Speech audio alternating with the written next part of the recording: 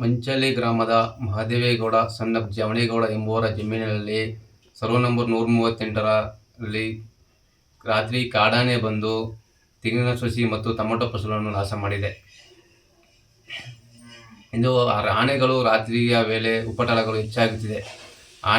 ಆನೆಯು ರೈಲು ಕಂಬಿಯನ್ನು ಹತ್ತಿ ಇಳಿದು ಬಂದು ತೆಂಗಿನ ಸಸಿ, ಟೊಮೆಟೊ ಸಸಿ ಮತ್ತು ಬಾಳೆ ತೋಟಗಳನ್ನು ತುಳಿದು ನಾಶ ಮಾಡುತ್ತದೆ. ಅರಣ್ಯ ಅಧಿಕಾರಿಗಳಿಗೆ ಕರೆ ಮಾಡಿ ವಿಷಯ ತಿಳಿಸಿದರೆ ಅರಣ್ಯಾಧಿಕಾರಿಗಳು ಹೇಳುವುದೇನು ಒಂದೇ ಉತ್ತರ, ನಮ್ಮ ಹತ್ರ ಜೀಪ್ ಇಲ್ಲ, ಜೀಪಿನ ಕೊರತೆ ಮತ್ತು ಸಿಬ್ಬಂದಿಯ ಕೊರತೆಗಳು ಹೆಚ್ಚಾಗಿದೆ ಅಂತ ಹೇಳ್ತಾರೆ. ಅವರು ನಿರ್ಲಕ್ಷ್ಯತನವೋ ಅಥವಾ ಬೇಜವಾಬ್ದಾರಿ ಉತ್ತರವೋ ಗೊತ್ತಿಲ್ಲ. ಅವರು ಒಂದು ರಾತ್ರಿ ಕಾವಲಿಗೆ ಬಂದರೆ ಮತ್ತೆ ಒಂದು ರಾತ್ರಿ ಕಾವಲಿಗೆ ಬರುವುದಿಲ್ಲ. ಇವರು ರಾತ್ರಿಯ ವೇಳೆ ಕಾವಲಿಗೆ ಬಂದರೆ ಆನವನ್ನು ಓಡಿಸುವುದರಲ್ಲಿ ಯಶಸ್ವಿ ಕಾಣ್ಬೋದು. ಬಟ್ ಇವರು ಬರುವುದಿಲ್ಲದ ಕಾರಣ ಆನವನ್ನು ತಡೆಗಟ್ಟಲು ಇವರು ವಿಫಲವಾಗಿದ್ದಾರೆ.